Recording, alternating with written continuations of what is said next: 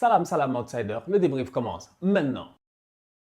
L'Angleterre se qualifie pour la finale de l'Euro en battant aujourd'hui le Danemark. Franchement, on va être très sérieux. En toute honnêteté, sincèrement, entre vous et moi, j'ai assez parlé tactique durant cette compétition-ci. Combien de fois j'ai eu à dire que Gareth Southgate, tactiquement, il ne se gère pas. Il ne s'est géré qu'une seule fois. C'est quand il a joué face à l'Allemagne et qu'il a joué à 3 derrière comme lors de la Coupe du Monde 2018. Mis à part ça, Gareth Southgate, il ne fait que des bêtises. Donc aujourd'hui, au lieu d'être là à parler tactique, à parler de positionnement et tout ça, on va être franc, on va être direct et on va parler à Gareth Southgate. Gareth Southgate, s'il te plaît, gère-toi.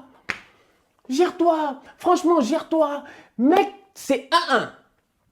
C'est 1-1. On va être sérieux, c'est 1-1. Les Danois, ils sont cramés. Ça se voit qu'ils sont fatigués. Gareth Southgate, ce tocard-là, il arrive en prolongation, je dis bien, il sort, on va être sérieux, Jack Grealish qui vient de rentrer pour faire rentrer à un moment donné un milieu de terrain, même pas un milieu de terrain, Kieran Trippier pour essayer de fermer le jeu. Je suis désolé, aujourd'hui, c'est le coach qui a le moins d'ambition, le coach le moins audacieux qui a gagné ce match-là. Le Danemark aurait mérité mieux. Non seulement le penalty, c'est un faux penalty, on va être sérieux, on a tous vu le match, c'est du n'importe quoi. Sterling, il est rentré en première ligue, on siffle pas ça. En première ligue, on siffle pas ça. Les Anglais, ils le savent très bien. J'ai regardé le match à la BBC. Ils ont tous dit, eux tous, ils l'ont dit. Ils ont dit, oh, it is a soft one. Non, non, non, but we are not going to talk. Évidemment, vous n'allez pas parler parce que vous êtes à domicile. Vous avez joué 6 matchs sur 7 de l'Euro à domicile. Dans des conditions climatiques anormalement froides, franchement. Hier, j'étais au stade, j'avais froid. Il faisait 13 degrés, c'était de n'importe quoi. Les Anglais sont plus qu'à domicile. L'arbitrage est avec eux. Je suis désolé, Gareth Southgate n'a pas d'ambition, c'est un coach qui est peureux. Southgate aurait dû essayer, il aurait dû tenter quelque chose. Ce n'est pas normal aujourd'hui qu'on aille en prolongation, que le coach danois ait déjà fait ses 6 changements, qu'un joueur danois, je dis bien, sorte, que le Danemark joue la deuxième partie de prolongation pendant 15 minutes, on va être très très sérieux, à 10 contre 11 et que Southgate ne soit pas capable de mettre sur le terrain des joueurs offensifs pour tuer le Danemark. Le Danemark a 10 contre 11 pendant la deuxième mi-temps de prolongation. Ils ont plus de corners que l'Angleterre pendant toutes les prolongations.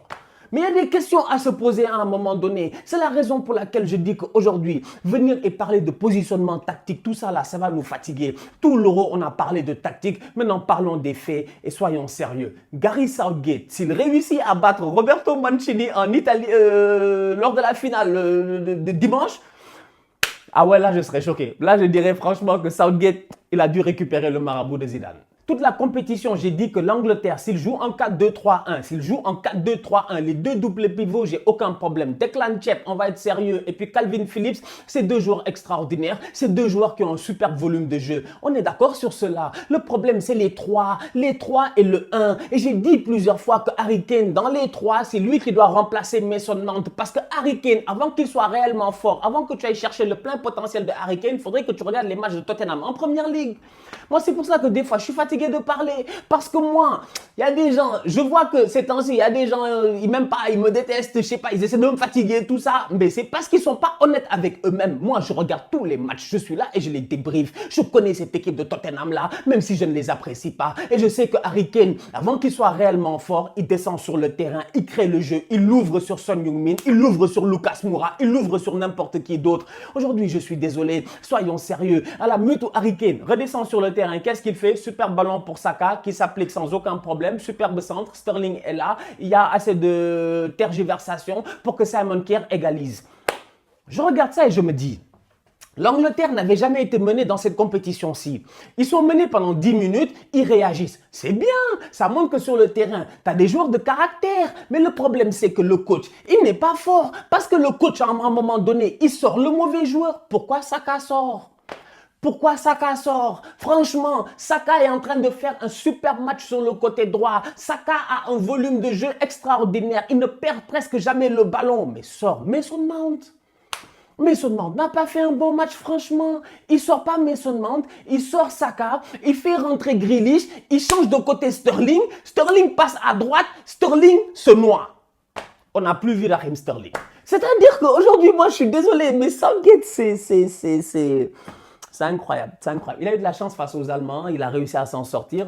Il a une équipe qui est très bonne, on est d'accord, individuellement, les joueurs sont très forts. Il a une très bonne défense, ça il ne faut pas l'enlever. Je vais revenir là-dessus. Mais tactiquement parlant, offensivement parlant, aujourd'hui, aucun de ses choix n'était bon. Je ne peux pas accepter aujourd'hui que tu sois à domicile. À domicile, tu sais que tu peux taper le Danemark. Tu peux éclater le Danemark 4-0 et tu ne le fais pas. Ils sont là en train de klaxonner dans la rue à gauche et à droite les Britanniques ce soir. Ils ont raison. Ils sont en finale, je dis bien. Mais à un moment donné, faites attention. It's coming home, it's coming home. It might go to Rome. Oui, Rome, capitale de l'Italie. Faites attention aux Italiens. Angleterre-Italie en finale, ça va être un match très intéressant parce que défensivement parlant, les Italiens sont très forts. Ça, on le sait déjà, il n'y a pas de problème. Chiellini, Bonucci, ils vont voir Harry Kane, ils vont aimer. Ils vont aimer voir Harry Kane, franchement. Chiellini, Bonucci. Vous avez oublié, Juventus-Tottenham en Ligue des Champions, il n'y a pas longtemps, quand Chiellini fait son interview, il n'y a même pas 3 ans, quand je dis bien, Allegri gagne le match en faisant des changements défensifs. Il fait rentrer Lichtsteiner et Asamoah, si je ne me trompe pas. Il fait 2 changements défensifs, il tue Tottenham. Je me rappelle de l'interview de Giorgio Chiellini ce soir-là. Il arrive et qu'est-ce qu'il dit? It is the story of the Tottenham. It is the story of the Tottenham. The story of the Tottenham, it is that they never win. Aujourd'hui, je te dis, les Italiens là, ils connaissent Harry Kane, ils connaissent cette équipe anglaise là, ils n'auront pas peur. Défensivement parlant, ça va être compliqué pour les Anglais. D'un autre côté, il faut quand même saluer l'équipe nationale d'Angleterre par rapport à leur travail défensif. Sur ce point-là, je leur donne, franchement, Harry Maguire, mais Maguire, c'est voilà un fainéant. Voilà un fainéant, ça c'est les enfants. Je ne sais pas, sur le maillot de Manchester United, mettez un drapeau de l'Angleterre. Peut-être que ça va le motiver. Parce que Harry Maguire, on va être sérieux, il sort des top performances durant ce tour-ci. Il est fatigant, il est chiant, il est déterminé. Franchement, tout ballon en l'air qui traîne, c'est lui qui est le premier à mettre la tête. Alors que Simon Kjær, Vestergaard et puis Christensen quand même, ce n'est pas des tocards et c'est des joueurs quand même qui sont très grands. Donc aujourd'hui, on va être très sérieux. Cette équipe nationale-là, je dis bien, cette équipe nationale-là d'Angleterre, défensivement parlant, elle est bien. Ils ont des joueurs puissants. Kyle Walker, il va vite. Damsgaard en première mi-temps. Il fait toujours de bons débordements.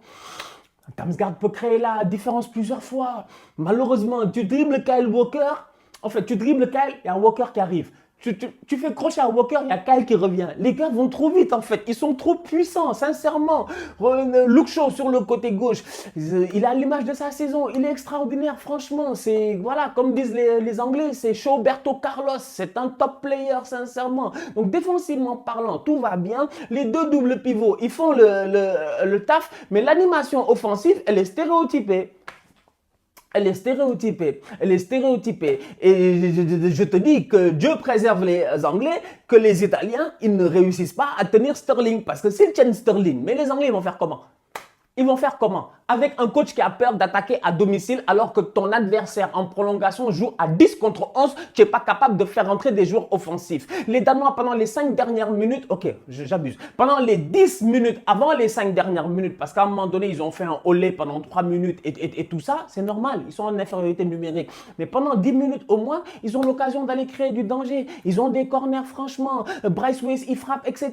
Donc aujourd'hui, je suis désolé, cette équipe nationale d'Angleterre-là va aller jouer face à l'Italie. C'est vrai que défensivement, ils sont bons. Au milieu de terrain, ils ont des bons joueurs. Mais en attaque, sincèrement, l'animation offensive et les choix du coach, moi, ça m'exaspère. Jack Grealish n'aurait jamais dû sortir. Comment tu sors Jack Grealish, tu laisses Sterling sur le terrain alors que Sterling a joué 120 minutes et que tu as une finale à jouer? C'est-à-dire que le gars, il est...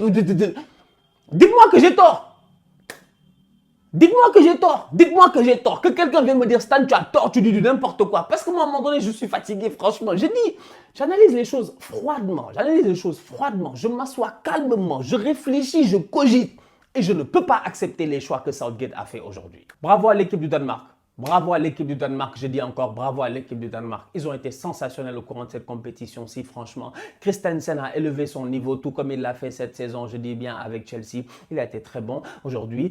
Comment il s'appelle? Maleux, il a été exceptionnel sur le côté. À la fin du match, le pauvre, il est en train de pleurer. Damsgaard, il s'est intégré dans l'effectif, mais d'une manière extraordinaire après que Eriksen soit voilà, il y a eu le malheur de Eriksen.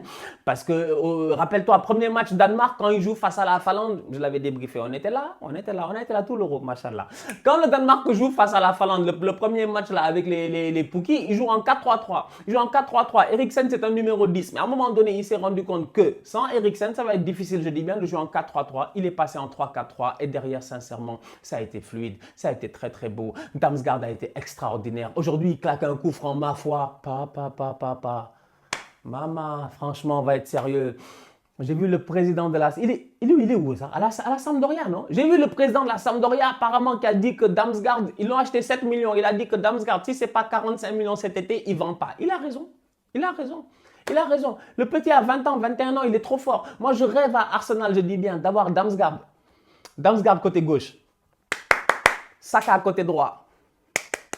ISR, Emile Smith-Rowe en 10. Alexandre Isaac en pointe. Mais si c'était mon mercato, je te dis, c'est ce que j'aurais fait. C'est ce que j'aurais fait. Les Lacazette, tout ça, là, moi, je les aime bien. Franchement, merci beaucoup pour tout ce que vous avez donné. Même Oba, franchement, je l'aime bien, quoi. Mais Oba, je l'aurais mis dans la rotation. Bon, bref, je sais que j'abuse quand même. Mais au pire des cas, tu peux pas avoir Isaac, mais va chercher Damsgaard. On a Saka, on a Smith-Rowe. Tu mets Oba en pointe, mais il va être bien, Oba. Il y aura toute la jeunesse autour de lui. Ça va lui redonner encore des sérums de jouvence ou je sais pas comment vous appelez ça. Franchement, aujourd'hui, le Danemark, ils nous ont fait plaisir. Schmeichel, son penalty est très bien frappé. Franchement, je ne sais pas si vous avez vu, les Anglais ne sont pas gérés. Non seulement ils se mettent à siffler les hymnes nationales des équipes qui sont venues jouer contre eux, ce qui n'est pas sérieux, franchement, parce qu'à un moment donné, il faut commencer à respecter les gens. Mais au-delà de ça, il y a un tocard anglais qui était là en train de mettre des lasers dans les yeux de Schmeichel. C'est pas à cause de ça qu'il n'a pas attrapé le ballon, sûrement. Mais Schmeichel, quand même, il a manqué de chance, Casper, voilà. C'est dommage. Franchement, ils ont été... Pour moi, ça a été une équipe très valeureuse. Et comme je dis et je répète encore une fois, c'est le coach le moins audacieux qui a gagné aujourd'hui. Parce que le coach danois, lui, il a osé. Il n'a même pas eu peur. Moi, c'est ce genre de coach-là que j'aime. Je vous ai déjà dit que moi, j'aime pas les statuts.